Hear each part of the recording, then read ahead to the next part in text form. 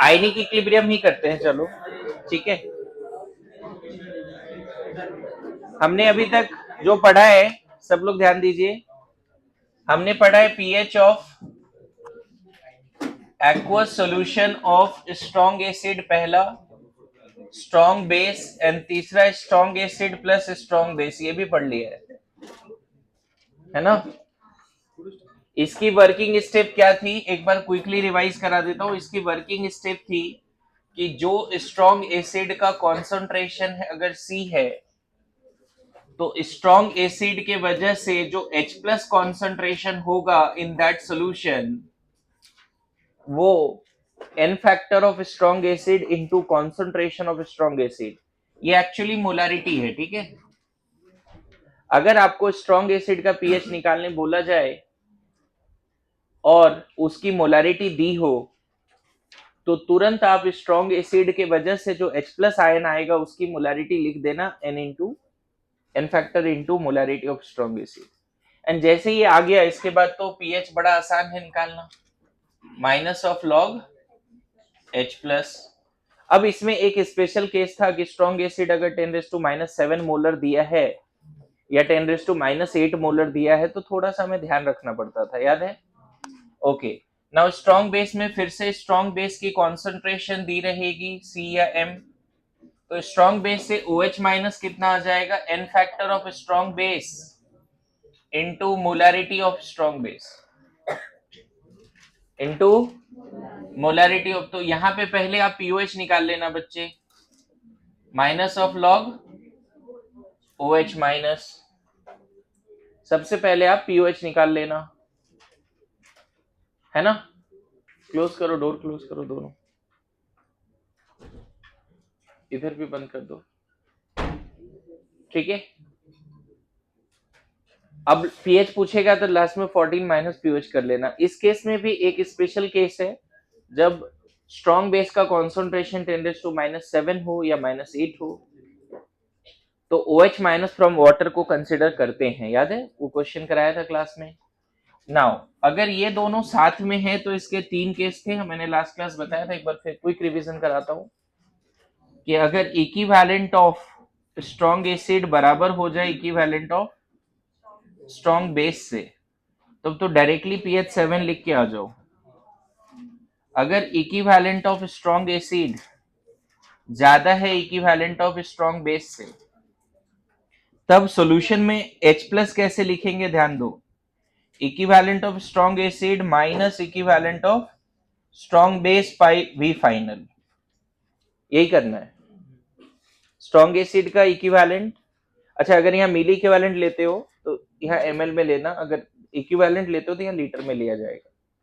अच्छा, इसी में फॉर्मूला लिखने के समय क्या था, इक्विवेलेंट के जगह पे क्या आ सकता है, N1V1 minus N2V2, where N1V1 is the normality and volume of strong acid, और यहाँ V1 प्लस, याद है।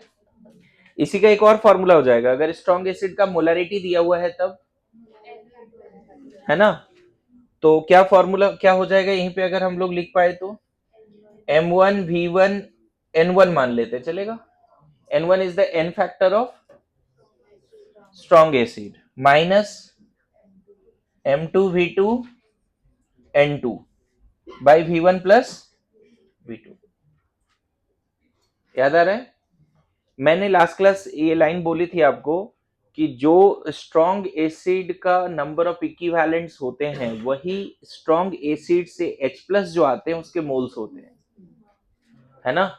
ये लाइन ऐसे लिख सकते हो, number of equivalent of strong acid is equal to number of moles of H plus ions given by that strong acid, ऐसे रट लो। जो number of equivalent of strong acid होगा वो number of mole of H plus ion होगा given by strong acid.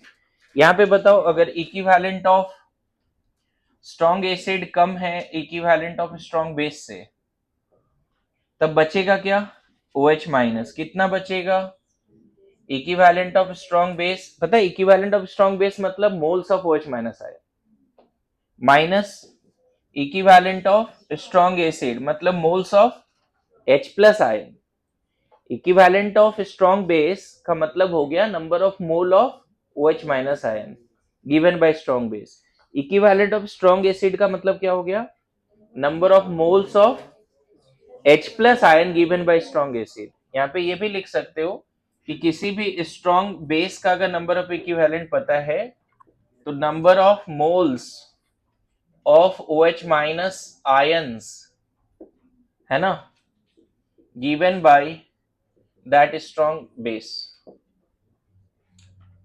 तो divide by V final कर दो, इसी को क्या लिख दोगे, N2V2 minus N1V1 V1 plus V2 and इसी में आगे क्या N2V2 N2 is the n factor of strong base minus N1V1 N1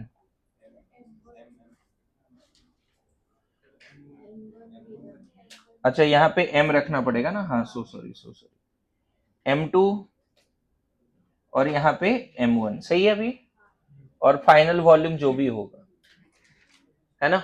देखिए एक क्वेश्चन देता हूं, इसमें आपको लिखाना बताना है, calculate pH of aqueous solution of mixture of 7 liter 0.1 molar HCl plus 3 liter of 0.1 molar NaOH। बहुत सिंपल सवाल दिया है, calculate pH of aqueous solution of mixture of 7 liter of 0.1 molar HCl and 3 liter of 0.1 molar NaOH। बहुत simple सवाल दिया, कौन सा formula fit होगा जल्दी से बता दीजिए।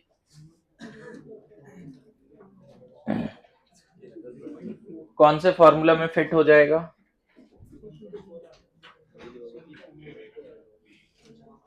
ये लास्ट क्लास का रिवीजन था बच्चे है ना। इससे पहले वाले जो 5 लेक्चर हुए या इससे पहले वाले 4 लेक्चर में हमने एसिड बेस सॉल्ट पढ़ाया था, एनानिक एडानिक हाइड्रोलिसिस वो सब बढ़ा दिया था, ऑस्वाल्ड डाइल्यूशन लॉ पढ़ा दिया था।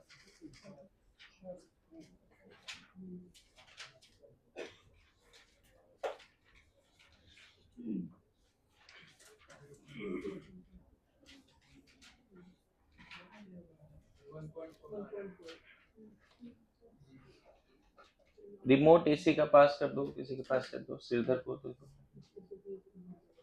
है क्या क्लास में किसी के पास, क्या है आंसर इसका, 1.4। देखो पहले तो दिख रहा है एसिड का वॉल्यूम भी ज्यादा है, मोलरिटी दोनों का सेम है, लेकिन एसिड का वॉल्यूम ज्यादा है। डायरेक्ट मैं बताऊं ये वाला फॉर्मूला लगा सकते हो, नेट H प्लस क्या लिख दोगे पता है, 0.1 into 7 into 1 minus 0.1 into 3 into 1। क्या कर रहे हैं यहाँ पे, molarity volume N factor of acid, molarity volume N factor of base divide by 10 litre right.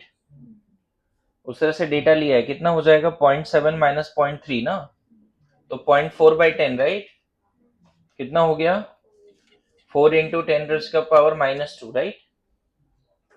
इतना कैलकुलेशन सीखना पड़ेगा बच्चे। उज्जेश आंसर तक पहुंचना चाहिए था ना, बैठा हुआ है, आलस किस बात की है। हाँ सो pH will be 2 minus log 4, shortcut याद है 2 माइनस log 4, ये हो जाएगा 1.4। 1.4 इज द करेक्ट आंसर, देखिए बोलो 1.4 is the correct answer.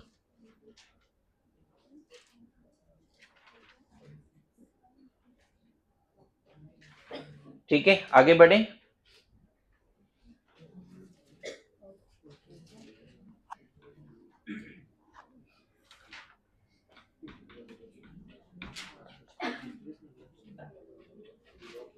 Silence now see here, question ऐसे फ्रेम कर देते हैं, 0.1 मोलर H2SO4, 0.05 मोलर ले लो, 0.05 molar H2SO4, 0.01 molar BaOH whole 2,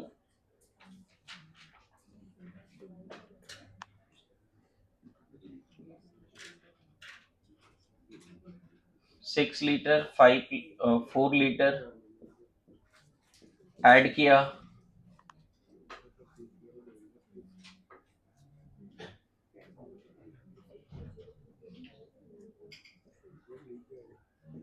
question अपने आप में बस ऐसा है, देख लो, जस्ट अभी फ्रेम किया है, दो एक एसिड एक बेस को मिक्स कर रहे हैं और साथ साथ डाइल्यूट भी कर रहे हैं, इसको और इसको ऐड किया है, दोनों का 4 लीटर है बच्चे, दोनों का 4 लीटर है, H2SO4 का 4 लीटर और बेरियम हाइड्रोक्साइड का भी 4 लीटर है, दोनों को मिक्स करने के बाद वो फाइनल सोल्यूशन में 2 लीटर और पानी भी ऐड कर दिया, फाइनल सोल्यूशन में 2 लीटर और पानी भी ऐड कर दिया, तो फिर पीएच क्या होगा फाइनल सोल्यूशन का?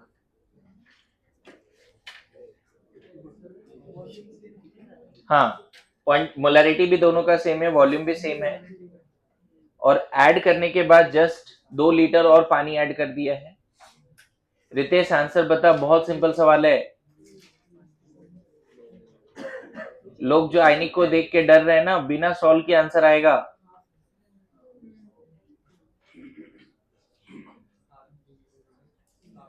सेवन, ऐसा डेटा दिया है, 7 आंसर आ जाएगा। अब बताओ इसका इक्विवेलेंट कितना होगा, बताओ। Equivalent is nothing but molarity into volume into N factor. अगर एसिड का मोलैरिटी दिया है, वॉल्यूम दिया है और H2SO4 का एन फैक्टर 2 होता है, तो इक्विवेलेंट ऑफ स्ट्रॉन्ग एसिड कितना आया, बताओ कितना आया? 0.4 आया क्या? अच्छा, इसका इक्विवेलेंट बताओ स्ट्रॉन्ग बेस का। Molarity 0.05, volume 4 litre, N factor 2, इसका भी कितना आ गया? 0.4 आ गया। मैंने क्या बताया था, फाइनल सॉल्यूशन में क्या बचेगा? तो बचेगा क्या? H प्लस OH माइनस कुछ बचेगा क्या? H प्लस और OH माइनस का दोनों का इक्विवेलेंट बराबर है, पहला केस हो गया ना। तो जब बचेगा ही नहीं तो फाइनल सॉल्यूशन को ऐड करो, डाइल्यूट नहीं भी करो। अगर डाइल्यूट नहीं भी करता तो भी आंसर क्या आता? अगर ये हटा देते तब भी आंसर क्या आता? 7। अरे 100% यूटिलाइजेशन हो गया ना। प्लीज बताओ, समझ में आ रहा है? डेटा ऐसा ले लिया कि डाइल्यूशन का कोई इंपैक्ट नहीं है क्या? बोलो, ये क्वेश्चन हो गया तुम्हारा 7। लेकिन यहाँ पे चल थोड़ा चेंज करते हैं, इसका 2 लीटर ले लेते हैं और यहाँ पे पानी और 4 लीटर डाल देते हैं। अब आंसर बताओ, थोड़ा चेंज किया मैंने क्वेश्चन को। स्ट्रॉन्ग एसिड अभी भी 4 लीटर है, मोलैरिटी दोनों का अभी भी सेम है, बस हमने स्ट्रॉन्ग बेस का वॉल्यूम को 2 लीटर कर दिया है, स्ट्रॉन्ग बेस के वॉल्यूम को कम कर दिया। बताइए,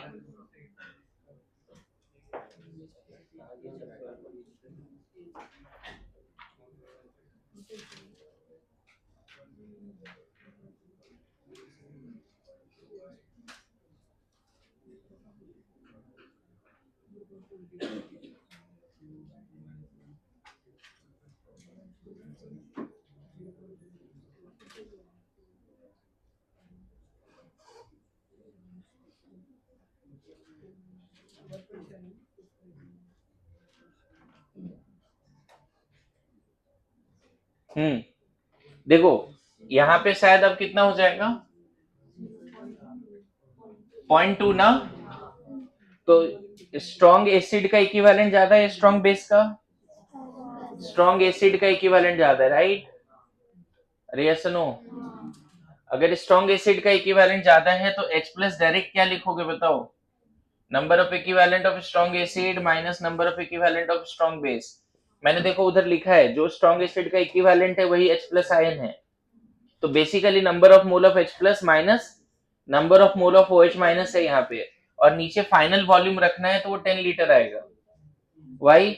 क्योंकि इन दोनों को ऐड करके डाइल्यूट भी किया है ना, तो फाइनल वॉल्यूम पता है। ये जो स्ट्रॉन्ग एसिड 4 लीटर है उसमें कितने मिली इक्विवेलेंट स्ट्रॉन्ग एसिड है? 4। और 2 लीटर स्ट्रॉन्ग बेस में कितने मिली इक्विवेलेंट सॉरी कितने इक्विवेलेंट स्ट्रॉन्ग बेस है? 0.2, 0.4, 0.2। तो ये दोनों तो रिएक्ट कर जाएगा, लेकिन जो फर्दर डाइल्यूट करो तो फाइनल वॉल्यूम हमें पूरा लिखना पड़ेगा जो है। तो कितना हो गया? 0.4 minus 0.2 by 10। 0.2 by 10, 2 into 10⁻⁻²। PH कितना हो जाएगा? 2 माइनस log 2। शॉर्टकट समझ में आता है? ये सिखाया था कल। तो इसको सॉल्व करके 1.7 बोल सकते हो। ये करेक्ट आंसर है। नाउ लिखिए।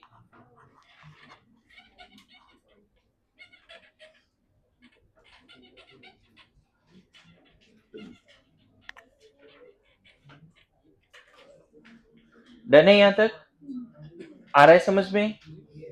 ओके, यहां पे लिखो effect of dilution, effect of dilution on pH, effect of dilution on pH of aqueous solution of strong acid, effect of dilution on pH of aqueous solution of strong acid और strong base।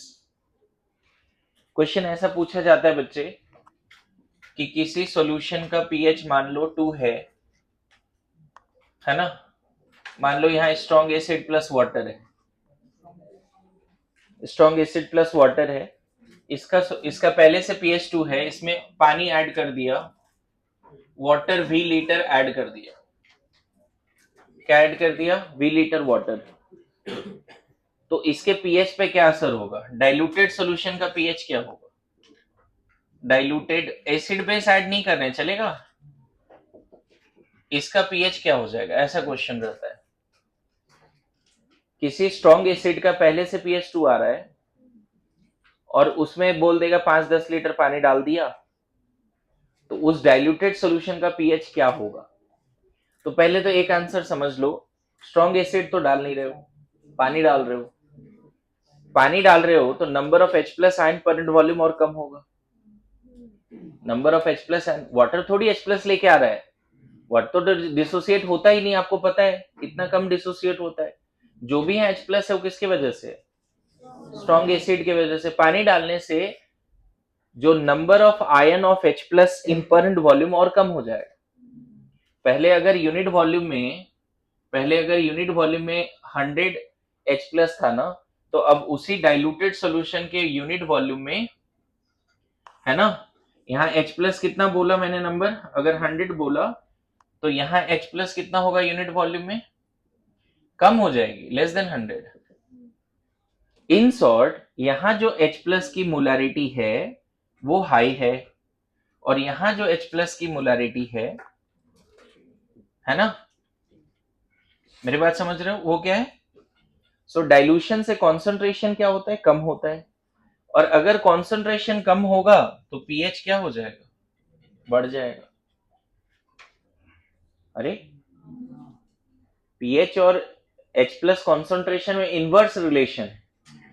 PH बढ़ेगा तो H plus कम होगा और vice versa. ये line एकदम रट लो। H plus ion बढ़ेगा तो पीएच कम होगा, H प्लस आयन घटेगा तो पीएच बढ़ेगा। इनवर्स रिलेशन है ना। पीएच इक्वल टू क्या लिखते हैं हम लोग? Minus of log H plus ना, in short log of 1/H plus लिखते हैं। तो इनवर्स रिलेशन तो दिख ही रहा है ना, मतलब लॉग लगा हुआ है वो अलग बात है, लेकिन इन दोनों में कैसा रिलेशन है? इनवर्स रिलेशन है।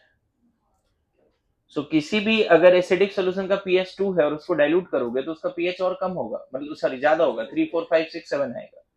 डाइल्यूट करने से ये नहीं हो सकता इसका पीएच 2 है तो डाइल्यूट करने से उसका पीएच 1 आ जाएगा, ऐसा होगा ही नहीं। पीएच तब बढ़ता है जब आप H प्लस बढ़ाओगे। इस सॉल्यूशन में H प्लस नहीं बढ़ा रहे, पानी डाल रहे हैं, समझ रहे हो, है ना। इसको क्वेश्चन के थ्रू समझते हैं। उसी तरह से अगर मान लो स्ट्रॉन्ग बेस है, स्ट्रॉन्ग बेस प्लस वाटर है, इसका पीओएच मान लेते हैं, पीओएच मान लेते हैं 10 है। अब इसको डाइल्यूट करोगे तो डाइल्यूशन, डाइल्यूटेड सॉल्यूशन का क्या होगा? चलो पीएच बोल रहा हूँ, पीएच 10 है, ठीक है, हाँ सही, पीएच 10 है, इसको डाइल्यूट किया तो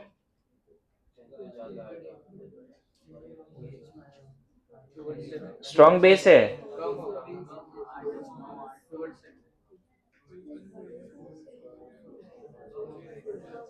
सोच के बताओ।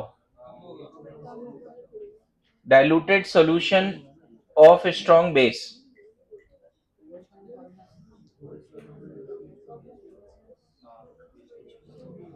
हाँ सही बोला। अगर स्ट्रॉन्ग बेस का सॉल्यूशन को डाइल्यूट करेंगे तो पीएच बढ़ेगा घटेगा? पीएच कम होगा, पीएच बढ़ेगा। पीएच 14 का मतलब क्या होता है? स्ट्रांगली एसिडिक या स्ट्रांगली बेसिक? पीएच 14 का मतलब होता है स्ट्रांगली बेसिक, यही ना?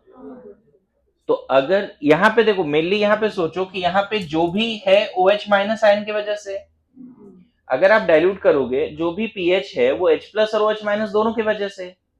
अगर डाइल्यूट करोगे तो ये क्या होगा?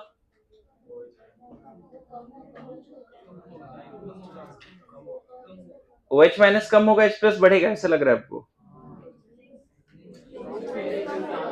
देखो, जो कंफ्यूजन है आपको इस वजह से है, चलो मैं यहाँ पे पीओएच करके बता देता हूँ। मान लो पीओएच 3 है, अब चलो OH माइनस पे बात करो, हटाओ, तुम दोनों को रिलेट नहीं कर पा रहे हो, अभी बताओ। अब डाइल्यूट करोगे तो क्या होगा? पीओएच पे क्या असर होगा?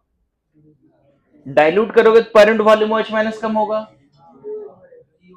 पीओएच बढ़ेगा, नो डाउट। इसका पीओएच क्या होगा? मोर।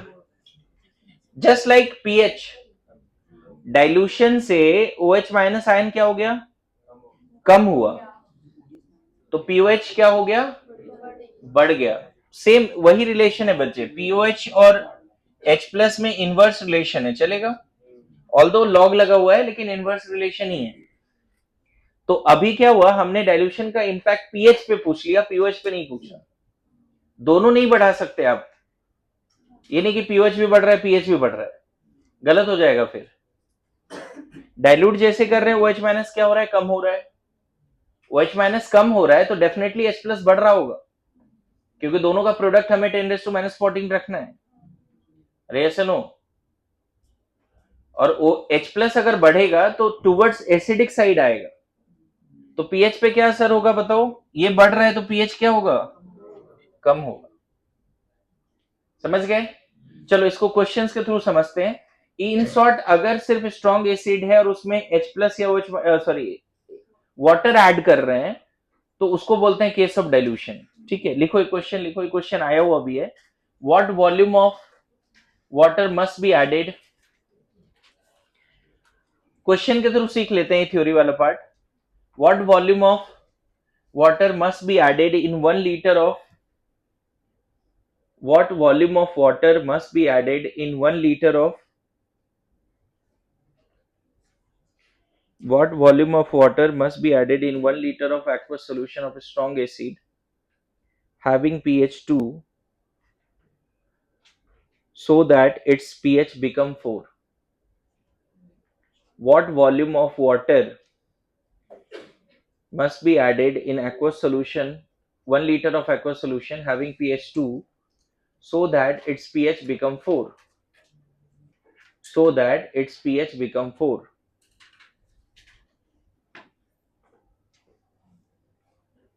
चलिए ट्राई कीजिए इसको।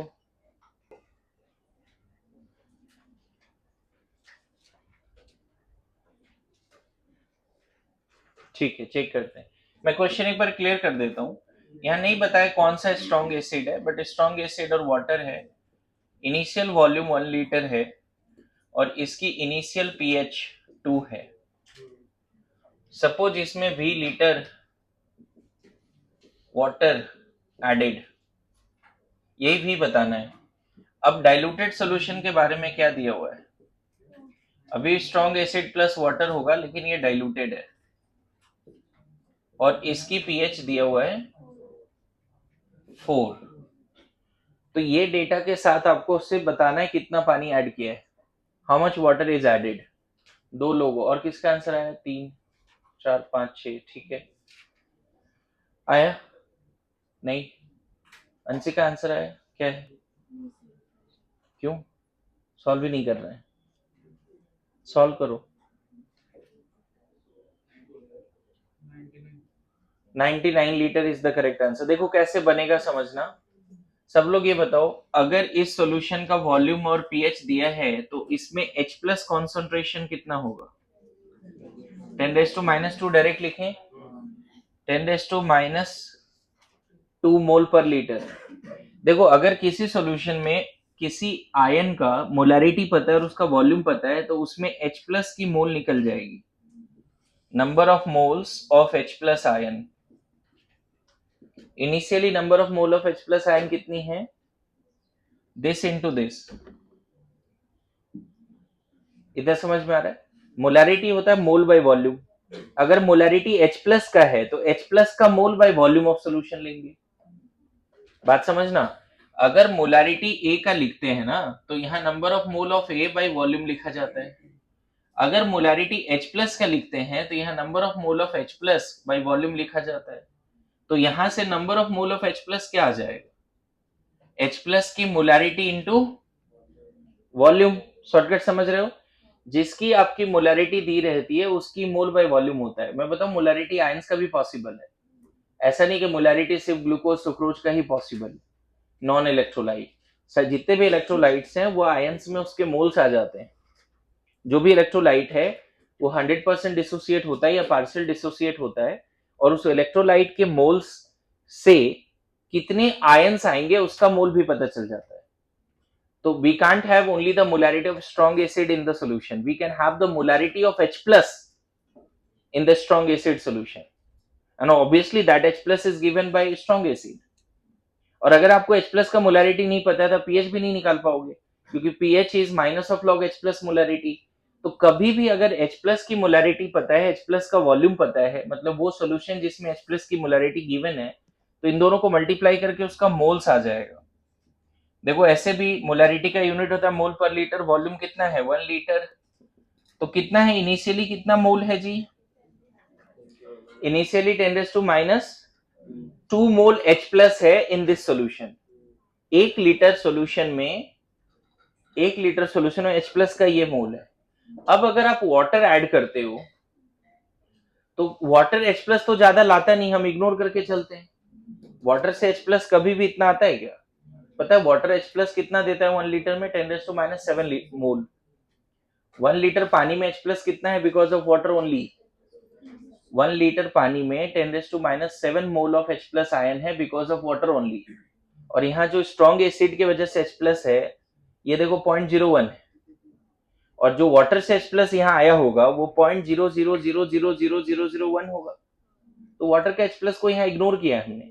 जो भी H प्लस है वो किसके वजह से है? स्ट्रॉन्ग एसिड की वजह से। अब अगर डाइल्यूट कर रहे हो तो वाटर का, जैसे अभी बिफोर डाइल्यूशन भी वाटर का H प्लस एडेड इग्नोर्ड है, आफ्टर डाइल्यूशन भी वाटर का H प्लस क्या करना पड़ेगा? हमें इग्नोर करना पड़ेगा। तो इसकी फाइनल वॉल्यूम कितनी हो जाएगी? V+1। पहले से 1 लीटर है, 20 लीटर और पानी डाल दिया। इस सॉल्यूशन की फाइनल वॉल्यूम कितनी? अच्छा इस सॉल्यूशन में फाइनल H प्लस की मोलैरिटी कितनी हो जाएगी अगर पीएच गिवन है तो? 10⁻⁴ मोल पर लीटर। कैसे सॉल्व करेंगे समझो। फाइनल सॉल्यूशन का पीएच गिवन है तो इस पीएच से हमें H प्लस मोलैरिटी मिल जाएगी। अब देखो फिर से किसी एक सॉल्यूशन में H प्लस की मोलैरिटी गिवन है और इसी सॉल्यूशन में H प्लस जो सॉल्यूशन में है उसका वॉल्यूम भी गिवन है, तो यहाँ पे H प्लस का आयन मिल जाएगा। H प्लस कितना आयन है यहाँ पे फाइनल? ये जो H प्लस हम यहाँ निकाल रहे थे इनिशियल है, यहाँ इनिशियल है। फाइनल H प्लस कितना आएगा? दिस इनटू दिस कितना लिख दोगे? 10⁻⁴ V+1। बोलो। अच्छा बताओ, तुमने सॉल्यूट तो ऐड किया नहीं, पानी ऐड किया, तो जो इनिशियल H प्लस आयन है फाइनल भी वही H प्लस आयन होगा। जस्ट टेक लाइक दिस कि मान लो 10 ग्राम ग्लूकोज है 1 लीटर पानी में, 1 लीटर पानी में 10 ग्राम ग्लूकोज है, उसको और पानी ऐड करके दिया तो फाइनल डाइल्यूटेड में ग्लूकोज कितना होगा? 10 ग्राम ही होगा। पानी तो ऐड नहीं कर, ग्लूकोज तो ऐड नहीं कर रहे ना, पूरे 1 लीटर में ग्लूकोज 10 ग्राम है। अब इसको कितना भी डाइल्यूट कर दो, क्या डाइल्यूटेड सोल्यूशन में ग्लूकोज बढ़ जाएगा? नहीं ना, सेम यहाँ पे ग्लूकोज ही H प्लस आयन है ऐसे मानना है। वाटर ऐड करने से जो H प्लस आयन है वो चेंज नहीं होगा, तो initial H plus ion must be equal to final H plus ion. तो कितना कर देंगे यहाँ पे 10⁻⁻⁴ V plus 1 is equal to 10⁻²। Glucose हमने सेम कर दिया, initial moles of H plus must be equal to final moles of H plus, और इसको सॉल्व करोगे उधर डिवाइड कर दोगे तो 100 हो जाएगा। V plus 1 equal to 100, V equal to 99 litre. This is the correct answer.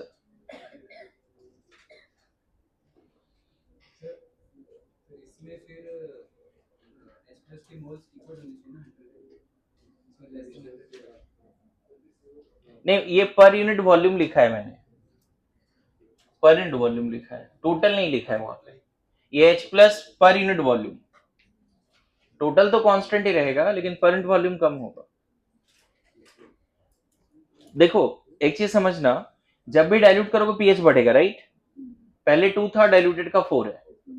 ये दिया हुआ था, फिर बोल रहा है कि वॉल्यूम कितना ऐड किया है।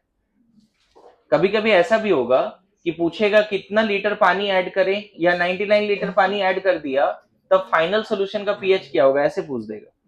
मतलब वॉल्यूम दिया रहेगा, 1 लीटर एसिडिक सोल्यूशन जिसका पीएच कितना है 2 है, उसमें 99 लीटर पानी डाल दिया, तो डाइल्यूटेड का पीएच क्या होगा। दो तरह से क्वेश्चन फ्रेम होता है, एक तो इनिशियल और फाइनल पीएच दिया हुआ है, डाइल्यूशन में कितना पानी यूज किया है वो बता दो। दूसरा इनिशियल पीएच और कितना पानी ऐड किया है वो दिया रहेगा, बोलेगा फाइनल पीएच बता दो। अभी सब इस तरह क्वेश्चन टैब टेस्ट में दिखेंगे। शांत से बैठ और सीख अच्छे से, तो एक भी क्वेश्चन नहीं बनना है टैब टेस्ट में फिर। और मैं क्वालिटी ऑफ क्वेश्चन से कॉम्प्रोमाइज नहीं करूंगा तुम्हें खुश करने के लिए कि हाँ मार्क्स ले आओ, कुछ भी डाल दिया पेपर में, नहीं चलेगा वो, ठीक है? आपको सॉल्व करना है कम से कम नीट का लेवल का पेपर, तो उस लेवल का क्वेश्चंस रहेगा एग्जाम में, चाहे माइनर हो या टैब टेस्ट हो। और ईएनटी तो उससे भी क्रॉस होता है, आपको पता है ना? तो मैं फिर बोलूंगा, अभी सीखने का कोशिश कर। होता क्या है कि सेम क्वेश्चन आ गया तुम्हारे टैब टेस्ट में और वो नहीं हो पा रहा है तुमसे, इसका सिंपल मतलब है आपको नीट नहीं करना है, क्योंकि जो पढ़ा लिया गया क्लास में, जो बैठे हैं सीख रहे हैं, वो भी नहीं हो रहा है। देखो एक शॉर्टकट याद रखना, अगर मान लो किसी सॉल्यूशन का पीएच 1 है, यहां वॉल्यूम मान लो 2 लीटर है सपोज, पहले तो ये बताओ 10 टाइम्स डाइल्यूशन का क्या मतलब होता है। 10 टाइम्स डाइल्यूशन, पहले 10 टाइम्स डाइल्यूशन का मतलब होता है जो इनिशियल वॉल्यूम है उसका 10 टाइम्स करना। 10 टाइम्स डाइल्यूशन का ये मतलब नहीं होता है कि 10 लीटर पानी ऐड कर दो। जो इनिशियल वॉल्यूम है उसका 10 टाइम्स फाइनल वॉल्यूम कर दो। तो पता है 10 टाइम्स डाइल्यूशन में वी फाइनल कितना हो जाएगा, 20 लीटर। इसका मतलब तुमने पानी कितना ऐड किया है अलग से, इस केस में अलग से कितना पानी ऐड किया है, 18 लीटर वाटर ऐड कर दिया। किसी भी सॉल्यूशन को अगर 10 टाइम्स डाइल्यूट करोगे तो उसका पीएच 1 से बढ़ जाएगा, ये याद रखना। शॉर्टकट, गिवन जो भी वॉल्यूम है। अच्छा यहाँ पे अगर मान लो 5 लीटर होता है ना, पीएच अभी भी 1 है, और इसको भी 10 टाइम्स डाइल्यूट कर रहे हैं, तो डाइल्यूटेड सॉल्यूशन का यहां भी वॉल्यूम कितना, पीएच कितना बोलोगे, 3, सॉरी कितना बोलोगे, पीएच 2। लेकिन यहां पे पता है कितना वाटर ऐड करना पड़ा होगा, 5 लीटर पहले से है ना, 10 टाइम डाइल्यूशन मतलब final volume 50 litre, V final कितना करना है 50 लीटर, तो कितना वाटर ऐड किया, 45 litre of water. whenever you dilute the solution 10 times, pH increases by 1, pH increases by 1, याद रखोगे, बोलो, pH increases by 1। अच्छा इन्हीं दोनों में अगर मैं बोलूं कि 100 टाइम्स डाइल्यूट करेंगे तो क्या करना पड़ेगा, मान लो इसको 100 टाइम्स डाइल्यूट कर रहे हैं, 100 टाइम्स डाइल्यूशन, फाइनल वॉल्यूम कितना होगा बता सकते हो, 200 लीटर। वेरी गुड, अब सीख गए। और अभी इसका पीएच 2 से बढ़ जाएगा, 100 टाइम्स डाइल्यूट करो पीएच 2 से बढ़ जाएगा। अच्छा, यहाँ पानी कितना ऐड किया होगा, 198 लीटर। इसको अगर 100 टाइम्स डाइल्यूट कर रहे हैं तो कितना होगा डाइल्यूटेड सॉल्यूशन का फाइनल वॉल्यूम? 5 लीटर है, 100 टाइम्स डाइल्यूट कर रहे हैं, 500 लीटर हो गया फाइनल वॉल्यूम। कितना डाला होगा, 495। मतलब 10 टाइम डाइल्यूशन से पीएच 1 से बढ़ता है, तो 100 टाइम डाइल्यूशन से पीएच 2 से बढ़ जाएगा, जो है उससे डबल। ऐसे शॉर्टकट याद रखो। तो देखो, एक शॉर्टकट जो अभी ये शॉर्टकट अगर पता होता, यहाँ क्या दिया था 1 लीटर और इसका पीएच कितना था 2, और डाइल्यूटेड सॉल्यूशन का पीएच गिवन है, डाइल्यूटेड सॉल्यूशन का पीएच गिवन है 4। अब ये शॉर्टकट लगा के बनाओ, 2 से 4 हो गया, मतलब कितना टाइम डाइल्यूट किया है, 100 टाइम्स डाइल्यूट किया, मतलब फाइनल वॉल्यूम इनिशियल वॉल्यूम का 100 टाइम्स। 100 टाइम डाइल्यूट करेंगे तभी तो ऐसा होगा ना, 100 टाइम्स डाइल्यूशन, मतलब पानी कितना ऐड किया है, 99 लीटर ऑफ वाटर ऐड किया है। देखो शॉर्टकट से कैसे जल्दी बन गया, समझा? बोलिए। किसी भी सॉल्यूशन का जो पीएच है वो 1 से बढ़ जाता है अगर उसको 10 टाइम्स डाइल्यूट करो तो, 100 टाइम्स करो तो 2 से बढ़ जाता है, 1000 टाइम्स करो तो 3 से बढ़ जाता है। समझ में आ रहा है? 2000 टाइम मतलब 10,000 टाइम्स करो तो 4 से बढ़ जाएगा। लेकिन इस शॉर्टकट में एक चीज ध्यान रखना, अजय बता, अगर मान लेते हैं इसका पीएच 6 है और 1000 टाइम्स डाइल्यूट कर रहे हैं,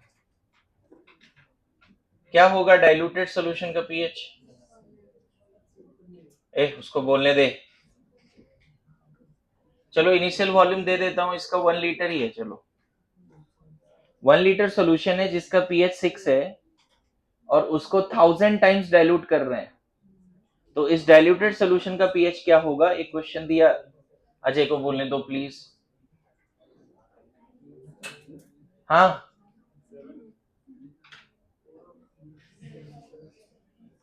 समझ गए, ट्रिक ट्रिक में नहीं फंसा हो, समझ गए क्या था गड़बड़ यहाँ पे?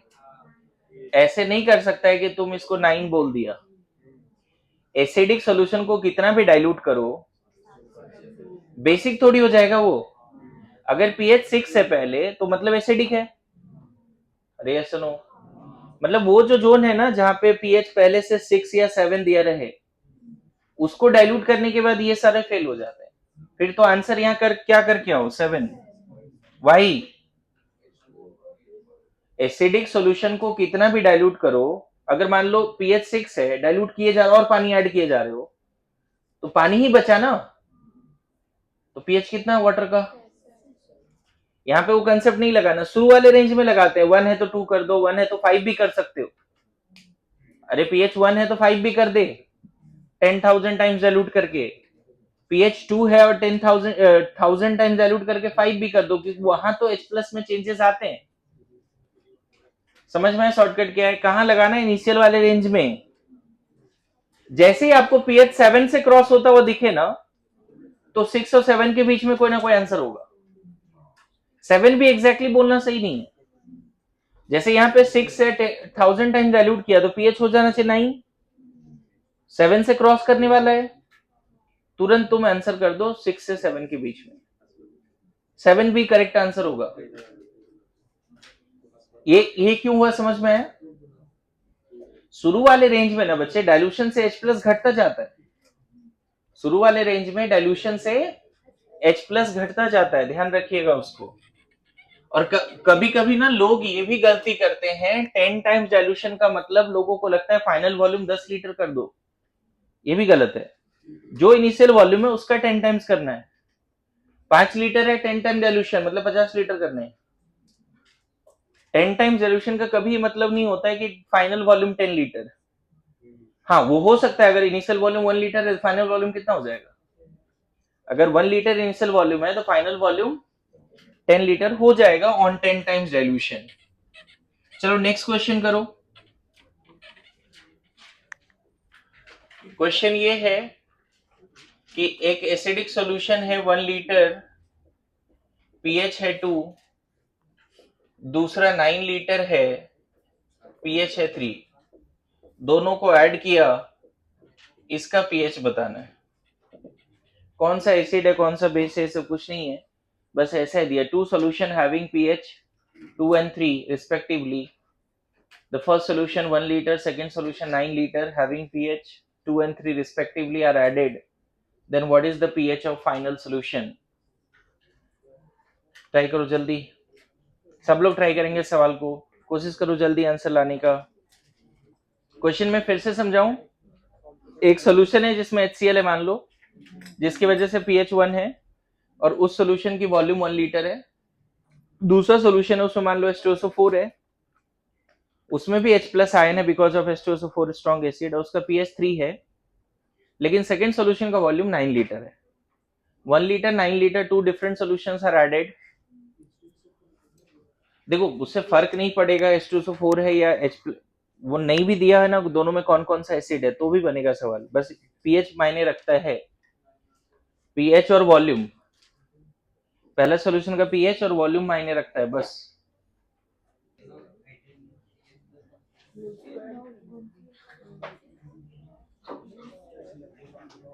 आगे बढ़े,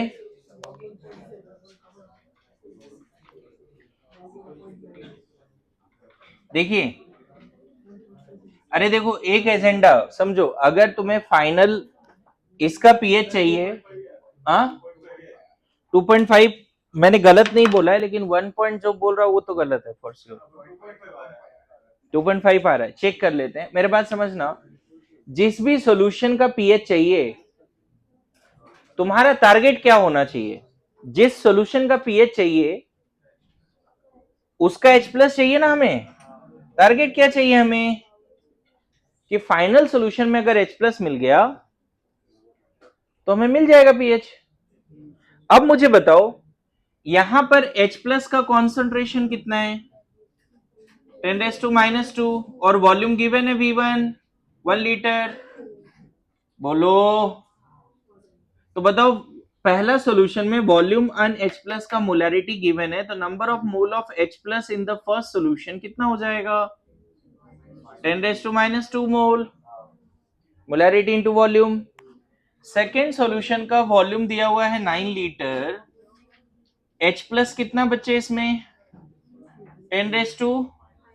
10⁻³ मोल पर लीटर, तो बताओ इससे H प्लस आयन का मोल कितना होगा,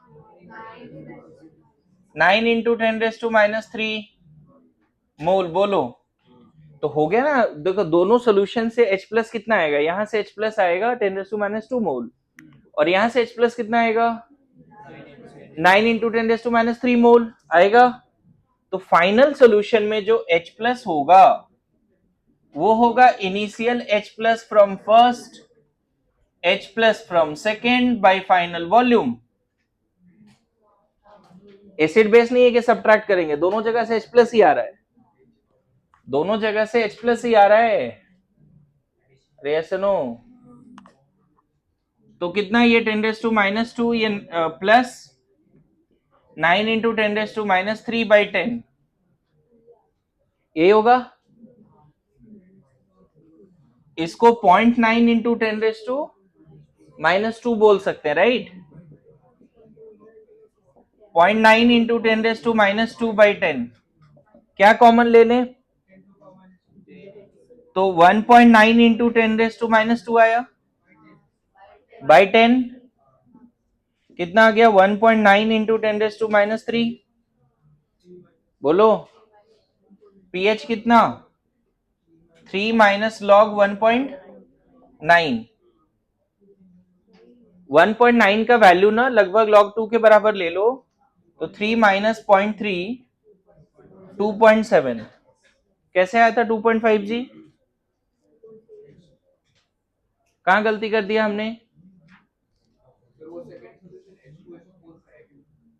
किसी का भी हो पीएच दिया हुआ है ना, उससे क्या फर्क पड़ेगा H2SO4 है कि क्या है, पीएच दिया है तो H प्लस मिलेगा ना, सेकेंड सॉल्यूशन H2SO4 है या HCl है उससे फर्क ही नहीं पड़ेगा, डायरेक्टली पीएच दिया है तो उससे H प्लस कॉन्सेंट्रेशन मिलेगा और वॉल्यूम पता है, अरे log 2 ले लो ना, दिया रहेगा ना, मैं बता तो रहा हूँ। लॉग टेबल देखना नहीं है, 24 लाख बच्चों को लॉग टेबल नहीं बांटेंगे, तो वहां पे log 1.9 का वैल्यू गिवन रहेगा क्वेश्चन में, कैसे निकालते हैं उसके लिए लॉग टेबल देखना होता है, कैरेक्टरिस्टिक्स मेंटिसा सब आना चाहिए, उसके डिटेल में जाओ ही नहीं। ठीक है, मैं बताऊं, नहीं भी दिया रहेगा ना तो अप्रोक्सीमेशन से जाना जो याद रहता है तुम्हें, और उससे करेक्ट आंसर आएगा, एक ही ऑप्शन मैच करेगा 2.7 से।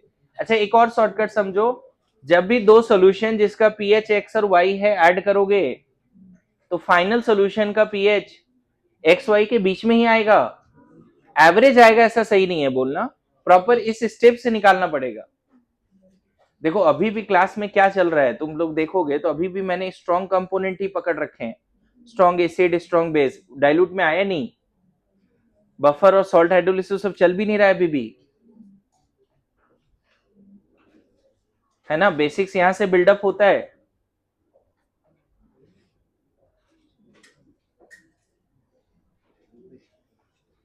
ठीक है,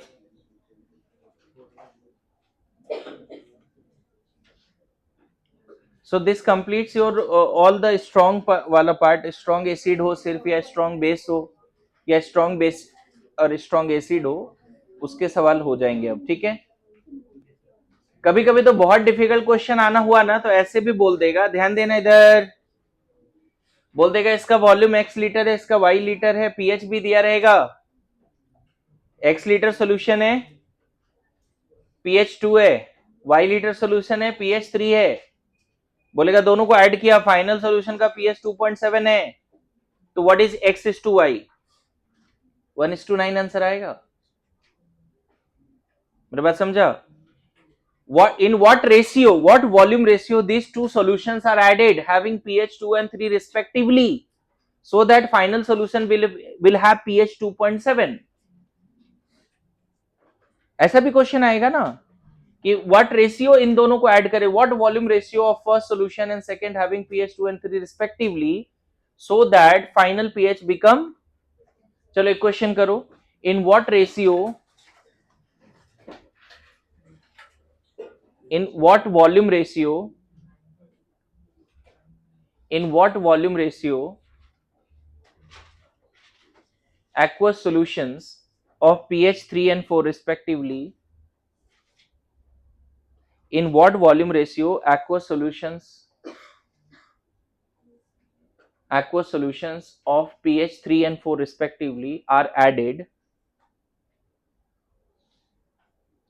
so that final pH become 3.5, so that final pH become 3.5, पहले 3 था फिर 4 था, है ना। In what volume ratio aqueous solutions having pH 3 and 4 respectively are added, so that final pH become 3.5। Try करो, अगर मैं यहां पे क्वेश्चन देता ना तो बिना सॉल्व किए आपको आंसर मिल जाता। मान लो ऐसे बोलता है, in what volume ratio the solution having pH 2 and 3 are added so that final pH become 2.7, तब तो आंसर 1:9 बोल देते, क्योंकि देखो ना वही 1:9 लेके किया है और वो आया है। अभी मैंने क्या पूछा आपसे कि दो सॉल्यूशन है जिसकी पीएच कितनी है 3 और इसकी पीएच कितनी है 4, इन दोनों को किस वॉल्यूम रेशियो में ऐड करें, इसका V1 लेते हैं इसका V2 लेते हैं और इसका फाइनल पीएच हो गया 3.5, तो V1:V2 बताना है आपको, क्वेश्चन ये है। चलिए ट्राई कीजिए,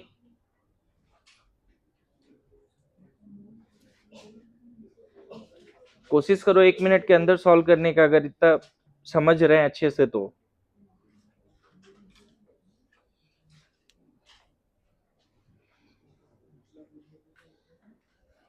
तुम्हारे हर प्रॉब्लम का एक सॉल्यूशन है, वो क्या है बताओगे?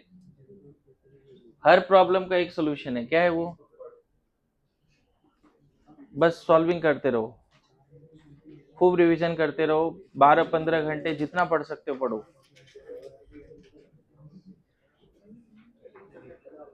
अभी जैसे क्या है कि ये क्वेश्चन सॉल्व करने में तुमने ध्यान लगा दिया, कोई थॉट आएगा फिर नहीं आएगा, लगाओ एकदम इसमें पावर लगाओ, पूरा फास्ट सॉल्व करो। हाँ 1:1 आया क्या, चेक कर लेते हैं।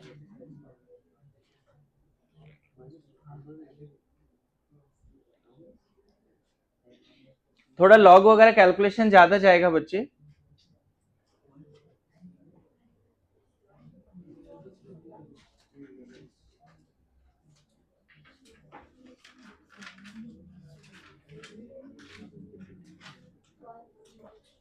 वन इज टू वन आ रहा है, आंसर तक पहुंचे, गेस मत करो फिर। नहीं लॉजिक नहीं, एक बार आंसर कैलकुलेशन तक से देखो, थोड़ा अप्रोक्सीमेशन लेना पड़े तो ले सकते हो ना। सर 0.5 को लॉग। हाँ 10⁻⁵ को 3 ले लो, करो सॉल्व, कोई दिक्कत नहीं।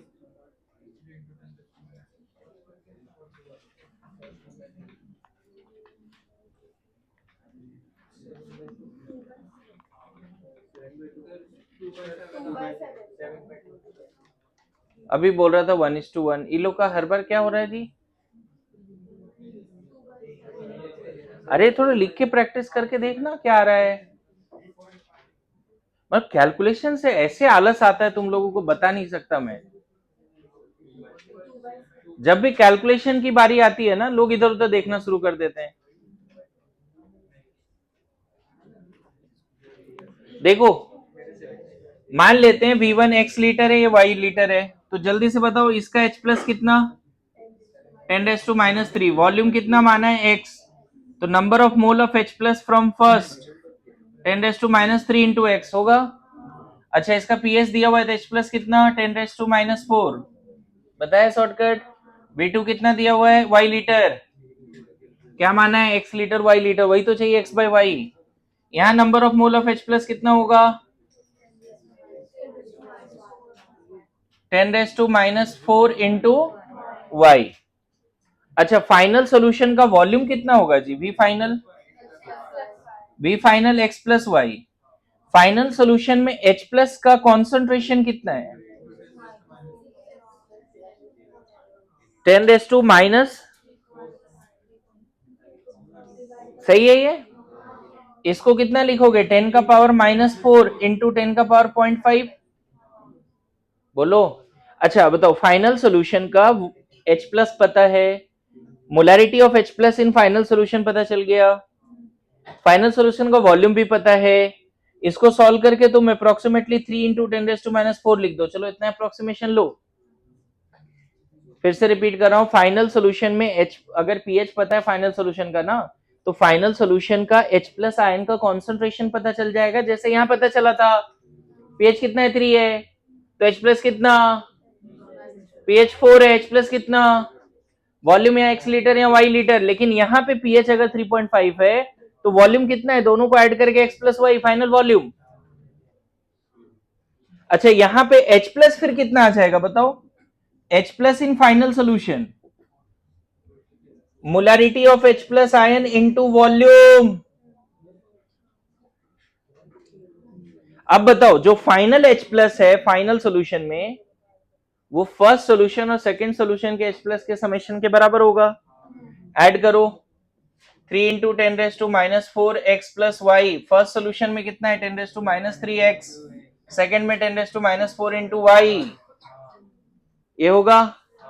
अब आप देखो 10⁻³ थ्रू आउट कॉमन है, तो 10⁻³ कैंसिल कर दोगे, यहां से 10 उधर मल्टीप्लाई भी हो जाएगा, क्या कैलकुलेशन करें ऐसे 3x प्लस 3y, उधर 10 मल्टीप्लाई हो गया 10x, और इधर सिर्फ y बचेगा।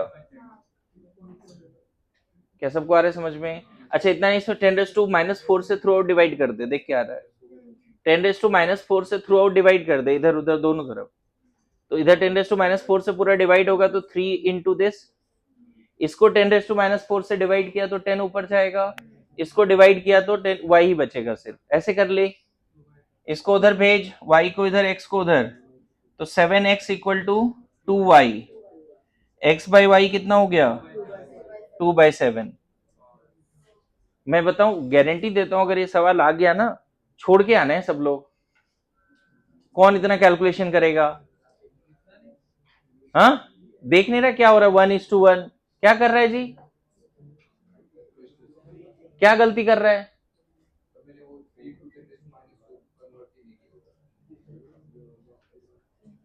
इसको क्या ले लिया, मतलब 3 इंटू 10⁻³ ले लिया ऐसा?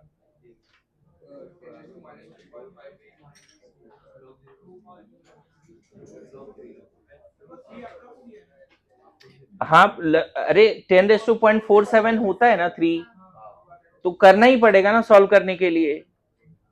अब बोलोगे सर एग्जैक्ट वैल्यू, अरे वही आंसर आएगा एग्जैक्ट वैल्यू से भी, कितना ही बदल जाएगा, 2/7 नहीं आएगा क्या, आएगा।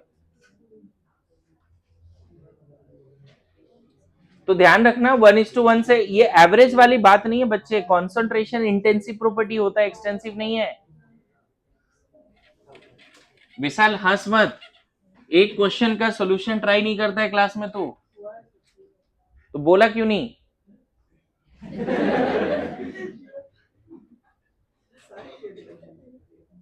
मैं बार बार बोल रहा हूं एक ही सॉल्यूशन है, और वो है पार्टिसिपेट करो हर समय क्लास में, और जब भी तुम पढ़ रहे हो खुद से भी तो अपने आप को इंगेज रखो पूरा। ओवर थिंकिंग अभी बहुत खतरनाक साबित हो सकता है आपके लिए, है ना। 140 डेज के आसपास 13.5 आवर का स्टडी, उससे कम तो होना ही नहीं चाहिए, बस ये प्रूफ करो एनी हाउ। ओके चलो लिखो।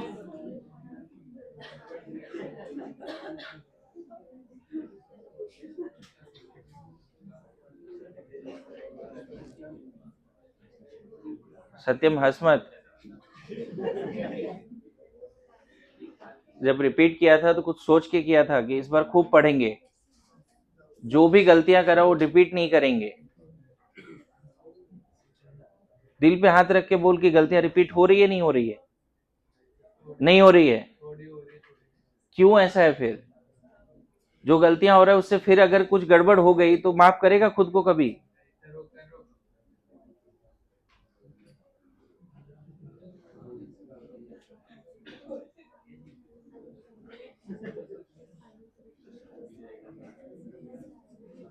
संकेत भाई इतना क्यों हंसी आ रहा है तुम्हें, ये बता। मुझे मुझे मतलब नहीं बोलना चाहिए सारी बातें, इसीलिए हंस रहा है तू? तो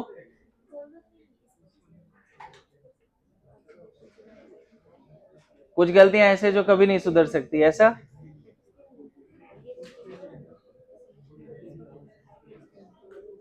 ठीक है गलतियां मत सुधार, पढ़ाई और बढ़ा ले। हाँ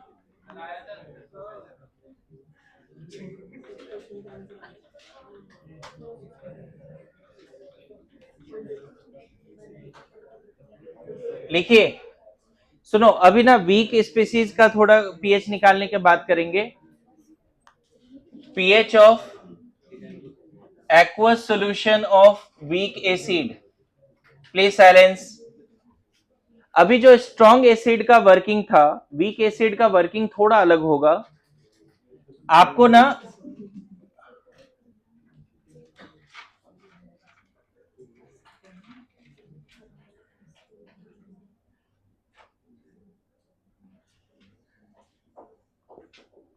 suppose acetic acid A mole add कर दिया, वॉल्यूम ऑफ सॉल्यूशन वी है, यहां पहले से पानी है। Just after mixing acetic acid का कॉन्सेंट्रेशन A/V, जिसको C बोल देते हैं, and this is just after mixing of acetic acid in water. पता है जैसे मिक्स किया विद इन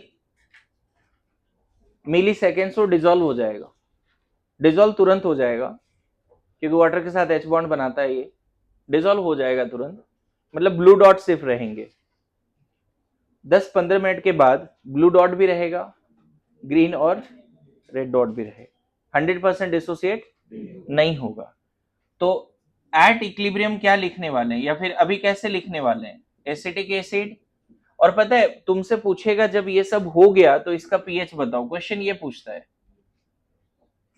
क्वेश्चन ये पूछता है कि वीक एसिड अगर पानी में डाल दिया, और वीक एसिड जैसे ही डाला उस समय कॉन्सेंट्रेशन है कुछ C मान लो, है ना, तो बोलेगा पीएच बताइए। ध्यान रखना, जब भी आपको इनिशियल कॉन्सेंट्रेशन क्वेश्चन में दिया रहेगा, कॉन्सेंट्रेशन जो भी दिया रहेगा उसको इनिशियल ही मानना। मान लो ऐसा क्वेश्चन है, calculate pH of 0.1 molar HCl, तो हम वो 0.1 मोलर HCl इनिशियल मानते हैं, जो कि ब्लू डॉट में जाता है और फिर 100% खत्म। HCl के केस में ये होता था, याद करो, ब्लू डॉट में गया और माइक्रोसेकंड मिलीसेकंड के बाद तुरंत क्या रेड एंड ग्रीन डॉट है। तो वो जो 0.1 मोलर HCl मानते थे, वो HCl का कॉन्सेंट्रेशन होता था, ब्लू डॉट का कॉन्सेंट्रेशन होता था, यस नो। और उसके बेसिस पे रेड एंड ग्रीन डॉट का कंसंट्रेशन आता था, जैसा शुरू से पढ़ाते आया हूं। अब यहां पे अगर क्वेश्चन ये आ गया कि calculate pH of 0.1 molar acetic acid, pH of 0.1 molar acetic acid, अगर ऐसा क्वेश्चन आ गया, calculate pH of 0.1 molar acetic, अब ये 0.1 मोलर क्या मानोगे? ऑब्वियसली जैसे मिक्स किया ब्लू डॉट का कॉन्सेंट्रेशन दिया है, लेकिन यहां पे चीजें बदलेगी। क्या 100% ब्लू डॉट गायब होगा? नहीं होगा। तो थोड़े समय के बाद सॉल्यूशन में जो भी H+ आएगा वो इसके डिसोसिएशन से आएगा, और थोड़ा बहुत पानी से आ रखा है पहले से, तो इसको क्या लिखा, C00, C minus C alpha, C alpha, C alpha, बोलो। तो यहां पे जो मान लेते हैं blue dot, sorry red dot अगर H+ है, तो H+ का कॉन्सेंट्रेशन कितना लिखोगे? सी अल्फा लिखोगे। तो अब पीएच आएगा, पीएच कितना आएगा? Minus of log C alpha आएगा। मतलब एनी हाउ वीक एसिड का पीएच तब निकलेगा जब initial concentration as well as degree of dissociation दिया हो, अदरवाइज नहीं आएगा कॉन्सेंट्रेशन। क्योंकि आपको पता है ना, ब्लू डॉट पहले जितना है पूरा नहीं ब्रेक हुआ ना, 100 ब्लू डॉट लिया था कभी और 90 एज इट इज था, 10 बस डिसोसिएट हुआ था, याद करो। हमें कैसे पता चले वीक एसिड कितना वीक है, वो कितना H+ देगा? हमें कैसे पता चलेगा ये बातें? जब उसका डीओडी गिवन होगा। पता है स्ट्रॉन्ग एसिड के केस में टेंशन नहीं था, HCl के केस में टेंशन ही नहीं था। क्यों? अल्फा 1 हो जाता था। तो वीक एसिड का कभी भी पीएच निकालना है बच्चे, तो आपको H+ आयन तब मिलेगा जब initial concentration of weak acid पता हो या एंड अल्फा दोनों पता हो। समझ में आया? तो इसके लिए क्या क्या चाहिए? सी एंड अल्फा चाहिए, राइट? सी एंड अल्फा चाहिए। अभी देखो और भी चीजें। अब यहां पे हम के क्या लिख देंगे? C alpha square 1 minus alpha. अगर एजम्पशन वैलिड है तो हम इसको अप्रोक्सीमेटली 1 मान ले क्या?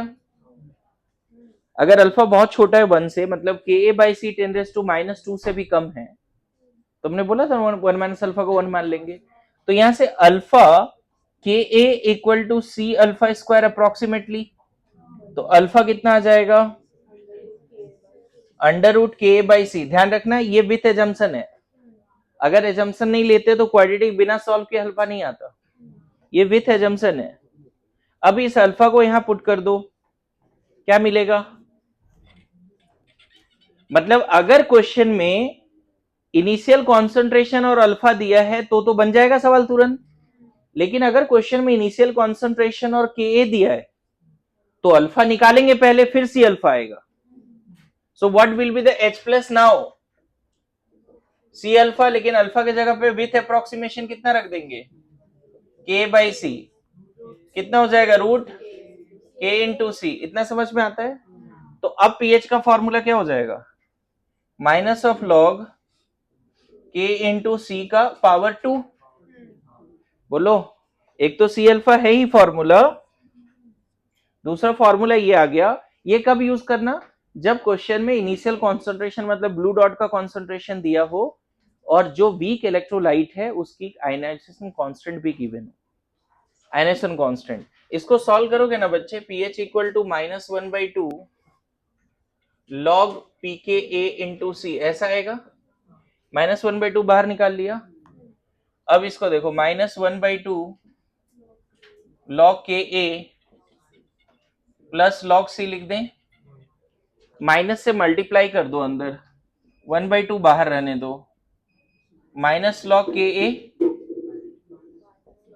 माइनस log C, बोलो होगा? और आपको याद है माइनस लॉग के क्या बोलते हैं?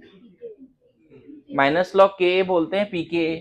तो वीक एसिड का विथ एजम्पशन फॉर्मूला हो गया पीके ए माइनस लॉग सी ना, माइनस लॉग सी। ध्यान रखना ये फॉर्मूला तब यूज करना जब एच ए टाइप एसिड हो एंड अल्फा बहुत ही छोटा हो 1 से, मतलब मोनोबेसिक एसिड हो। वीक एसिड तो है बट HCN या HF जैसा है, एसिटिक एसिड या फॉर्मिक एसिड जैसा है। So what is the pH? तो बताओ कौन कौन से दो डेटा से हो जाएगा?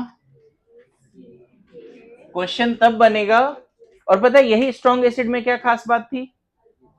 सिर्फ हमें क्या दिया होना चाहिए था? मोलैरिटी। और मैंने बोला वीक एसिड का मोलैरिटी से नॉर्मालिटी निकालो।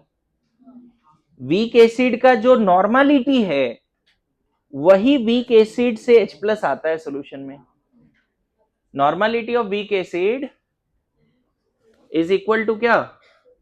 H plus ion given by weak acid, molarity of H plus ion given by weak acid. ये भी लिख लेना अगर कहीं लिखना होगा तो। लेकिन वीक एसिड में थोड़ा तुम्हारा 2-4 स्टेप बढ़ जाता है पीएच निकालने का, पीएच निकालने का 2-4 स्टेप बढ़ जाता है वीक एसिड के केस में। ठीक है,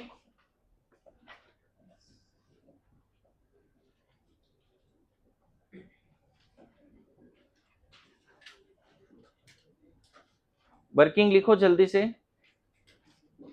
ये स्ट्रॉन्ग बेस अगर होता तो सब काम किस पे करते हम लोग? सिर्फ पीओएच पे। मतलब यहाँ POH equal to minus of log C alpha लिखते, सी यहाँ स्ट्रॉन्ग बेस का सॉरी वीक बेस का कॉन्सेंट्रेशन होता, यहाँ के बी होता, ये सब फॉर्मूला पीओएच का हो जाता। तो strong base sorry weak base का एक अमोनियम हाइड्रोक्साइड लेके लिख के दिखाओ ऐसे ही सब पूरा, अगर ये लिख लिया तो।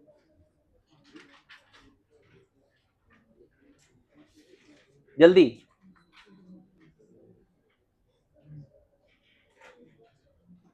देखो तुम थोड़ा ध्यान देना, 6 लेक्चर हो गया यानी कि अभी भी मैं ऐसा नहीं कर रहा हूं कि मैं बफर डायरेक्ट पढ़ा दूं, सॉल्ट हाइड्रोलिसिस पढ़ा दूं और छोड़ दूं, बस हो गया खत्म चैप्टर। तुम्हें टाइम दिया जा रहा है चीजों को समझने का, समझो। मतलब जो एक टाइम चाहिए कि हाँ तुम प्रैक्टिस भी करो, वो टाइम भी दे रहे हैं हम।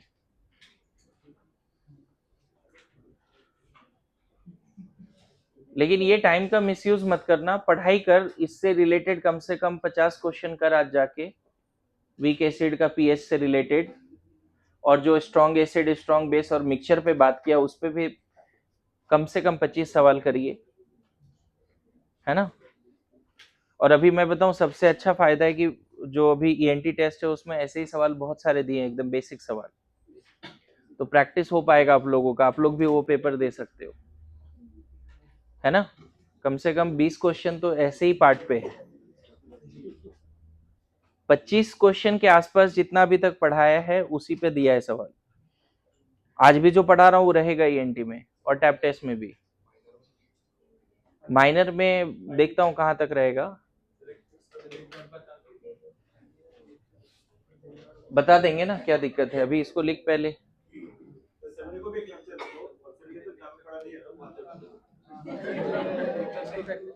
मेरे पर क्यों गुस्सा निकाल रहा है जी तू?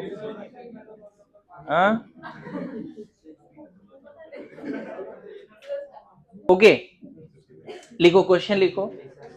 Calculate DOD of 0.1 molar acidic acid. Question लिखिए, calculate degree of ionisation of 0.1 molar acetic acid.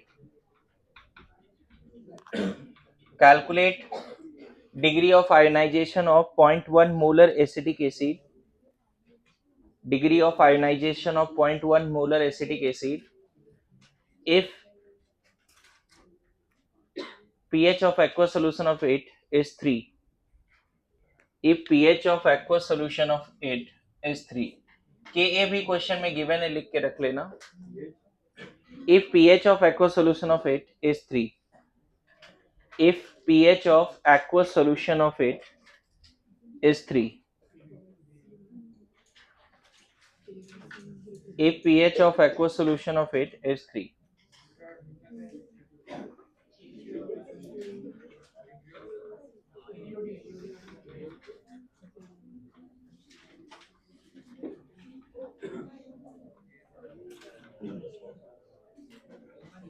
If pH of aqueous solution of it is 3.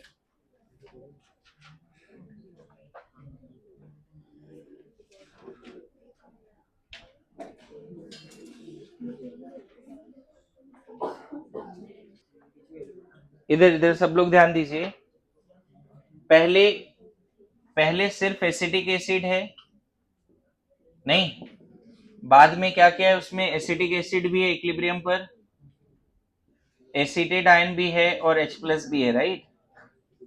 और इस सॉल्यूशन का पीएच दिया हुआ है 3, तो H प्लस कॉन्सेंट्रेशन मिल गया ना 10⁻³ अच्छा, इनिशियल इसका कॉन्सेंट्रेशन कितना है?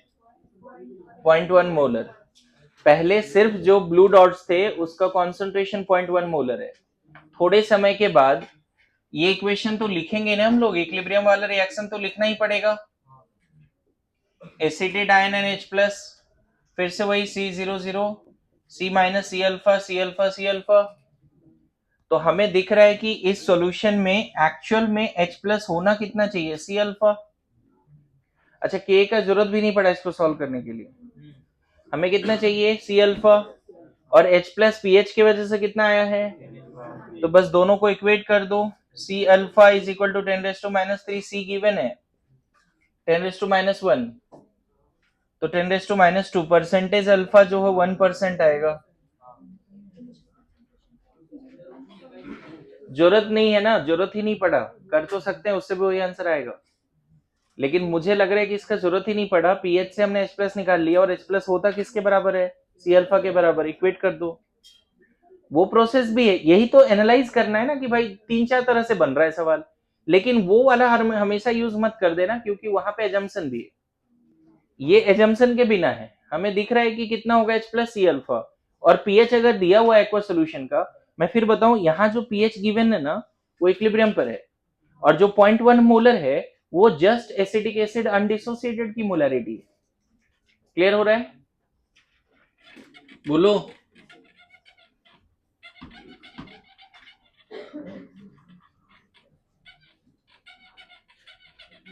अभी मैंने स्ट्रॉन्ग बेस को लेके बोला था लिखने, पता नहीं तुमने लिखा है नहीं लिखा, लेकिन एक बार मैं फिर से लिख देता हूं। स्ट्रॉन्ग बेस का केस आएगा तो, सॉरी स्ट्रॉन्ग बेस बोल रहा हूं, वीक बेस। सपोज आपने A mole volume of solution V, just after mixing blue dot की कॉन्सेंट्रेशन A/VC हो गई, just after mixing blue dot की कॉन्सेंट्रेशन हो गई A/V, that is C, okay. Just after mixing थोड़े समय के बाद कंटेनर में क्या क्या होगा? Ammonium hydroxide, ammonium ion, OH minus ion, पानी के साथ ये सब आ जाएगा। यहाँ पे फिर से इक्विलिब्रियम कैसा आएगा? Ammonium hydroxide is equilibrium with ammonium ion, OH minus ion, C00। देखो इनिशियली ब्लू डॉट की कॉन्सेंट्रेशन C है, थोड़े समय के बाद यहाँ पे ब्लू डॉट भी बचेगा ठीक ठाक, रेड एंड ग्रीन डॉट भी हो जाएगा, तो C minus C alpha C alpha same तरीके से चल रहा है। तो हमें क्या दिख रहा है इस सॉल्यूशन में? OH माइनस कितना आ जाएगा? C alpha. इस सॉल्यूशन में कितना आ जाएगा OH माइनस? सो पहले पीओएच निकाल लो, minus of log C alpha. अच्छा, अगर C और अल्फा दिया हुआ है वीक बेस का, तब तो आ ही जाएगा पीओएच, पीओएच आ जाएगा तो पीएच निकाल लेना बच्चे। ध्यान रखना इन सब में हमने वाटर का H प्लस को इग्नोर किया हुआ है, ठीक है? इन सब में वाटर का H प्लस को इग्नोर किया हुआ है। अच्छा, अगर मान लो तुम्हें C अल्फा नहीं दिया हुआ है, यहाँ पे पीओएच होगा ना? हाँ अभी सही है। नाउ ट्राई टू अंडरस्टैंड, इन सब में अभी अगर वीक बेस का कॉन्सेंट्रेशन और वीक बेस का अल्फा दिया है तो डायरेक्टली OH माइनस लिख सकते हैं C अल्फा, एंड फिर पीओएच और पीएच आ जाएगा। लेकिन अगर क्वेश्चन में मान लो वीक बेस का अल्फा नहीं दिया हुआ है तो ये फॉर्मूला लगा देंगे, 1 माइनस अल्फा होता है ना शायद, एजम्पशन के साथ क्या लिख दें, K B C alpha square, alpha यहां से क्या आ जाएगा, under root K by C सी। तो इसके बाद ओ एच माइनस कितना लिख दोगे, O H minus C alpha होता है, अल्फा की जगह पे कितना रख दिया, के बी बाई सी। तो फिर से आ गया के बी इंटू सी। डायरेक्ट मैं लिख देता हूं, पीओएच का फॉर्मूला होगा 1/2 पी के बी माइनस लॉग सी। लेकिन ये विथ एजम्पशन है, ध्यान रखना, जब अल्फा 1 से बहुत ही छोटा है और B O H type base है, एन फैक्टर 1 है। दो एजम्पशन है इस फॉर्मूला में, ये भी लिखने भी बोला था, अगर नहीं लिखा है तो दोबारा मैंने लिख दिया है, ठीक है।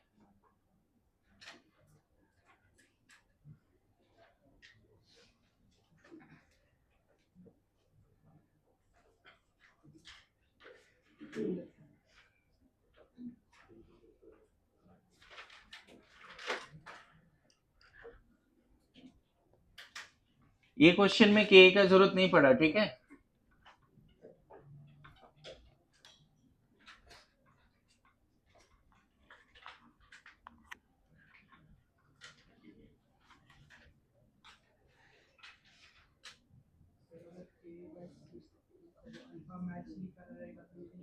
क्वाड्रेटिक सॉल्व करना पड़ेगा अल्फा निकालने के लिए, है ना।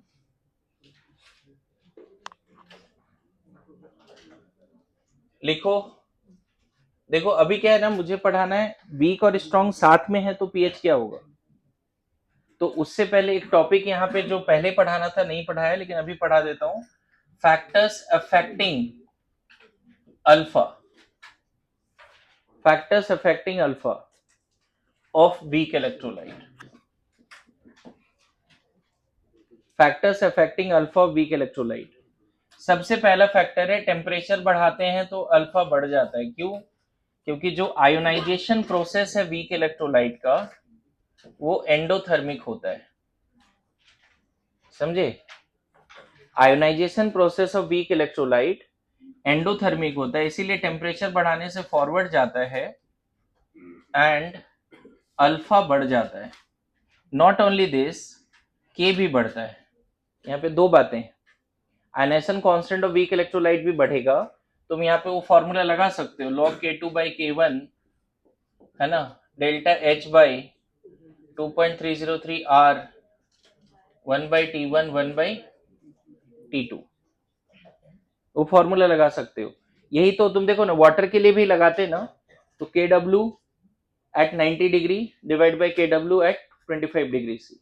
तो याद करो, के डब्ल्यू 90 डिग्री सी पे आया था 10⁻⁻12 और 25 डिग्री 10⁻⁻14, तो वो बदल जाता है, उसको ध्यान में रखना है, ठीक है। दूसरा फैक्टर बहुत इंपॉर्टेंट है, डाइलेक्ट्रिक कांस्टेंट ऑफ सॉल्वेंट, और अगर ये बढ़ता है तो इससे भी अल्फा बढ़ जाता है। कोई ऐसा सॉल्वेंट जिसकी डाइलेक्ट्रिक कांस्टेंट बहुत ज्यादा है तो उसमें वीक इलेक्ट्रोलाइट ज्यादा डिसोसिएट होता है, और ऐसा सॉल्वेंट जिसकी डाइलेक्ट्रिक कांस्टेंट कम है उसमें वीक इलेक्ट्रोलाइट कम सोल्यूबल। मैं बताऊं, ये फैक्टर्स कहीं पे डिस्कस था, दैट इज कंडक्टेंस में, ऐसा ही पार्ट चल रहा था। जब इलेक्ट्रोकेमिस्ट्री में कंडक्टेंस पढ़ रहे थे तो हम बता रहे थे कंडक्टेंस इंक्रीज होता है टेम्परेचर बढ़ने से। रीजन वहां था कि जब टेम्परेचर बढ़ाते हैं तो आयंस की आयनिक मोबिलिटी बढ़ती है और इवन आयन और ज्यादा बन जाता है अगर वीक इलेक्ट्रोलाइट है तो। कंडक्टेंस कब बढ़ता है ना, वहां पे कंडक्टेंस और डाइलेक्ट्रिक कांस्टेंट में क्या रिलेशन था याद करो, वो भी बढ़ रहा था, डाइलेक्ट्रिक कांस्टेंट बढ़ने से कंडक्टेंस बढ़ रहा था, बताया था। डाइलेक्ट्रिक कांस्टेंट डिपेंड करता है पोलैरिटी ऑफ सॉल्वेंट पे, है ना, depends on polarity of solvent, है ना। यहाँ पे शायद ये दिया हो आयनिक में, डाइलेक्ट्रिक कांस्टेंट को अगर पार्ट दिया है क्या, एक बार देखो। वाटर का तो 81 के आसपास होता है, नहीं,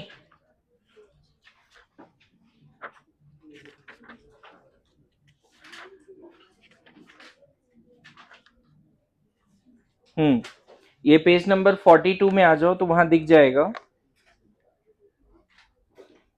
नेचर ऑफ सॉल्वेंट ऐसा लिखा है, वाटर D2O, बेंजीन CCl4, इसका 81, 79, 2.5 बेंजीन का है, और इसका ऑलमोस्ट 0 है।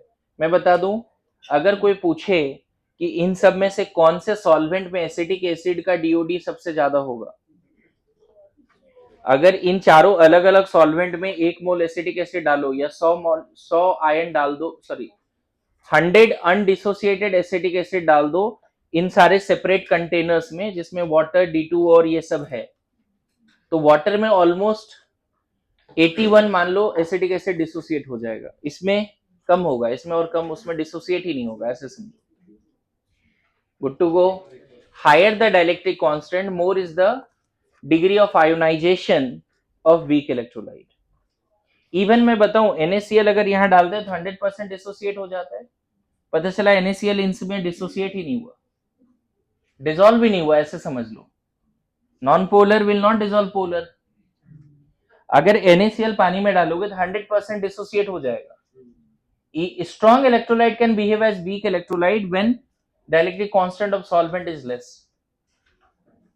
अगर आपसे पूछे NaCl सबसे ज्यादा सोल्यूबल कहां है तो ऑर्डर यही होगा। लेकिन कोई ऑर्गेनिक कंपाउंड की सॉल्युबिलिटी पूछ ले, मान लो बोलता है पेंटेन सबसे ज्यादा कहां डिसॉल्व होगा, तो उसमें बोलना non electrolyte will dissolve in that solvent whose dielectric constant is minimum. Electrolyte will dissolve more in that solvent whose dielectric constant is more. Simple यहां पे देखो 81 का मतलब क्या है, मैंने उस समय पे समझाया था कि अगर A plus and B minus के बीच का फोर्स अगर 100 न्यूटन है इन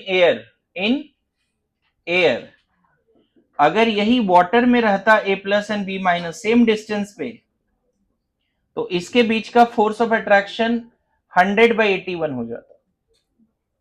अभी फिजिक्स में भी पढ़ोगे, इलेक्ट्रोस्टैट में ये पढ़ाया जाएगा, परमिटिविटी ऑफ मीडियम क्या होता है ना। तो वहां पे डाइलेक्ट्रिक कांस्टेंट बार बार टर्म आता है, दो आयन के बीच का अट्रैक्शन 81 टाइम्स कम कर दे रहा है, तो आयंस और फ्रीली घूमेंगे ना।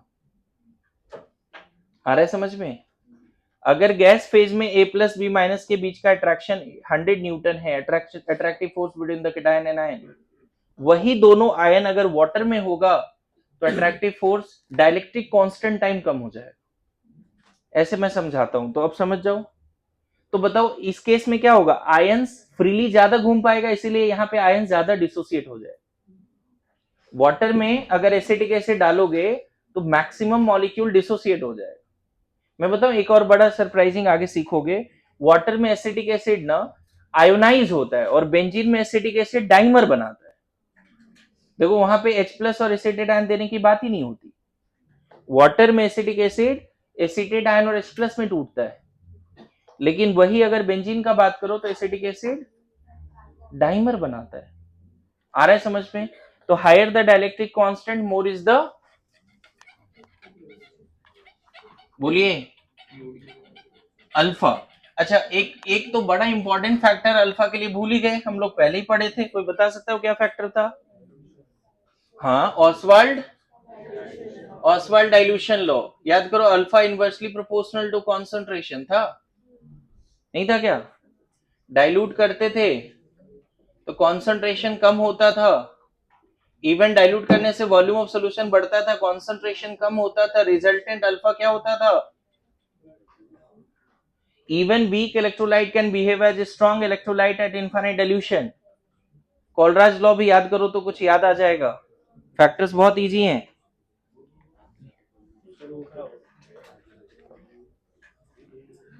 सॉरी, ओके आगे बढ़ते हैं।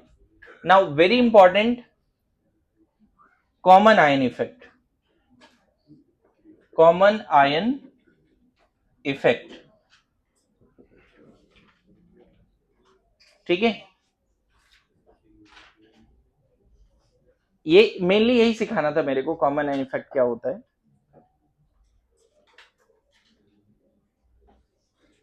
और लास्ट में अभी थोड़ा सा एक पार्ट और सीखेंगे, ऑड आयन इफेक्ट। ठीक है।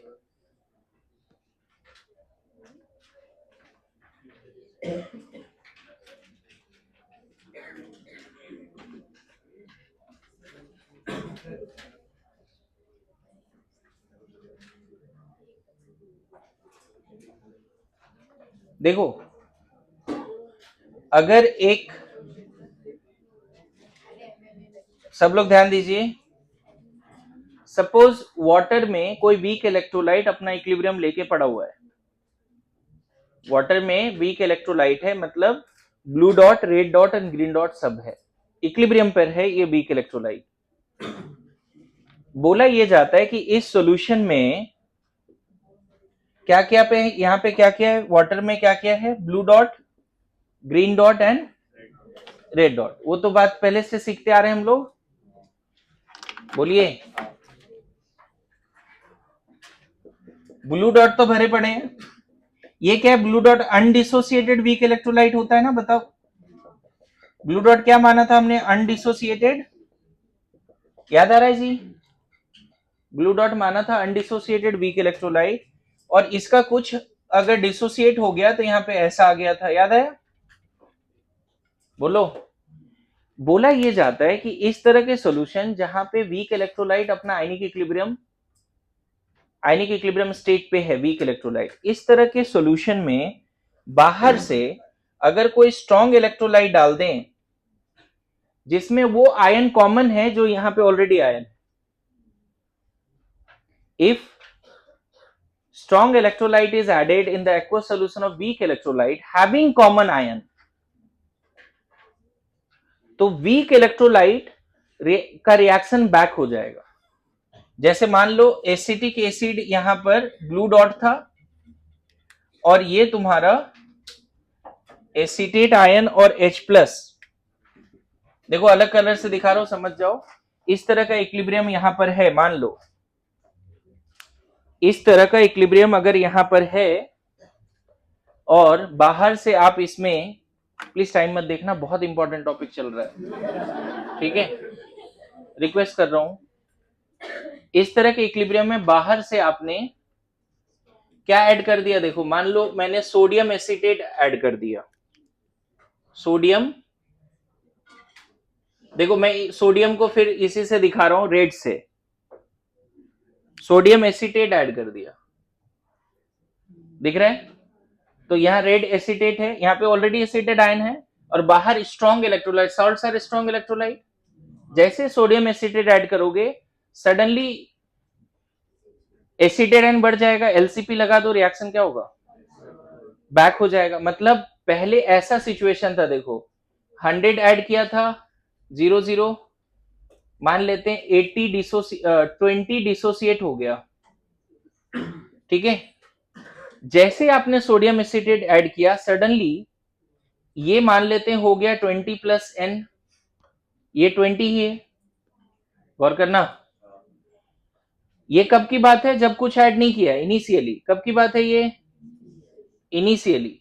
जैसे इस कंटेनर में आपने सोडियम एसीटेट ऐड किया, Na+ तो यूजलेस है, निठल्ले, उसको रहने तो कहीं भी घूमता रहेगा ब्लैक डॉट के फॉर्म में, लेकिन सडनली एसीटेट आयन बढ़ जाएगा।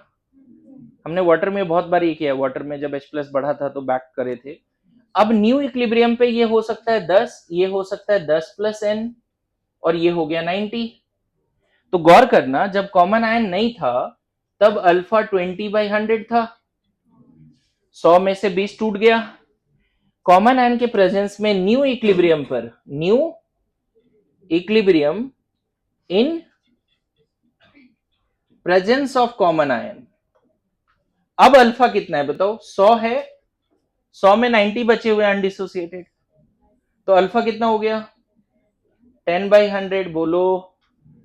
तो कॉमन आयन इफेक्ट की वजह से जो वीक इलेक्ट्रोलाइट है उसकी डिसोसिएट होने की टेंडेंसी कम हो जाती है, वो और एसोसिएट हो जाता है। मतलब this is one of the very important factor which can suppress the degree of ionisation of weak electrolyte, common ion effect. अच्छा, यहां पे अगर ये डाल देते बाहर से, मान लेते हैं बाहर से हमने यहां पे डाल दिया HCl, सपोज क्या डाल दिया, HCl। अब बताओ फिर से कॉमन है क्या, वीक इलेक्ट्रोलाइट में H प्लस है, HCl के पास H प्लस है, सेम होगा, HCl जैसे डालोगे वीक एसिड का DOD कम हो जाएगा। मतलब प्योर वाटर में वीक एसिड का 100 में से 20 मॉलिक्यूल अगर डिसोसिएट होता है तो एक ऐसा सॉल्यूशन जिसमें पहले से HCl है वहां पे एसिटिक एसिड 10 ही डिसोसिएट होंगे आउट ऑफ 100, या पता चला एक भी नहीं हो रहा है, ऐसा भी केस देखेंगे आगे। मेरी बात समझो, मतलब कॉमन आयन इफेक्ट होने के लिए एक इलेक्ट्रोलाइट का स्ट्रांग होना मस्ट है, सॉरी इलेक्ट्रोलाइट का वीक होना मस्ट है। Weak electrolyte will show common ion, दो स्ट्रॉन्ग इलेक्ट्रोलाइट डाल दिया और कॉमन आयन उससे कोई फर्क नहीं पड़ता है ना। कॉमन आयन इफेक्ट होगा या नहीं होगा और उससे किस पे किसको असर पड़ेगा वो अभी 5 एग्जांपल कम से कम करके जाएंगे, ठीक है, अगर समझ गए तो। जैसे बताओ, अगर HCl और NaCl है तो कॉमन आयन इफेक्ट होगा क्या, कॉमन आयन तो है बच्चे, कोई वीक है नहीं, अरे दोनों एक, कम से कम दोनों वीक है, एक वीक तो होना ही चाहिए, तो कॉमन आयन इफेक्ट नहीं होगा। HCl और HCN है तब किसको क्या असर पड़ेगा, कॉमन आयन क्या है यहाँ पर, किसको असर पड़ेगा, क्या असर पड़ेगा, HCN की अल्फा कम हो जाएगी, लेकिन HCN का Ka चेंज नहीं होगा, कॉमन आयन Ka नहीं बदलता, सिर्फ क्या बदलता है पता है, अगर प्योर वाटर में सिर्फ HCN डालोगे तो अल्फा मान लो 5-10% आएगा, लेकिन एक ऐसा सॉल्यूशन जिसमें HCl पहले से है उसमें HCN डालोगे तो अल्फा कम हो जाएगा, अल्फा 2-4% आएगा, समझ गए, क्लियर हो रहा है। यहां सर किसको होगा, देखो ये स्ट्रॉन्ग इलेक्ट्रोलाइट है, ये वीक इलेक्ट्रोलाइट है, इसकी अल्फा क्या हो जाएगी, कॉमन है ना इसलिए, ठीक है, ओके। सोडियम एसीटेट है ना, और मान लेते हैं NaCl है, कॉमन आयन तो है, दोनों स्ट्रॉन्ग, कुछ असर होगा नहीं होगा। ध्यान रखना कॉमन आयन होने के लिए एक का वीक होना जरूरी है। अभी बताओ, अमोनियम हाइड्रोक्साइड है और अमोनियम क्लोराइड है, is their common ion, yes there is common ion and one weak is also there, which one is weak, ये वीक बेस है, ये सॉल्ट है तो स्ट्रॉन्ग इलेक्ट्रोलाइट हुआ, इन दोनों साथ में रहेंगे तो इसका क्या कम हो जाएगा, अल्फा कम हो जाएगा। बोलो आ रहा है समझ में, H2SO4 HCl कॉमन आयन है या नहीं है, कॉमन आयन है, नहीं होगा, बढ़िया, KCl हाँ नहीं होगा, बोलो, अरे सॉल्ट है, कॉमन तो दिख रहा है, कॉमन तो दिख रहा है बट कॉमन आयन इफेक्ट नहीं है, समझ पा रहे हो,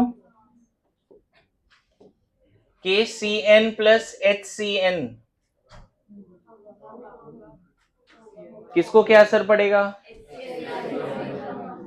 ये स्ट्रॉन्ग इलेक्ट्रोलाइट है, वीक एसिड है, वीक इलेक्ट्रोलाइट है, इसके अल्फा क्या हो जाएगी, कॉमन आयन क्या है, साइनाइड, यस नो, बोलो सीख रहे हैं, हाँ पक्का, H2SO4 एसिटिक एसिड,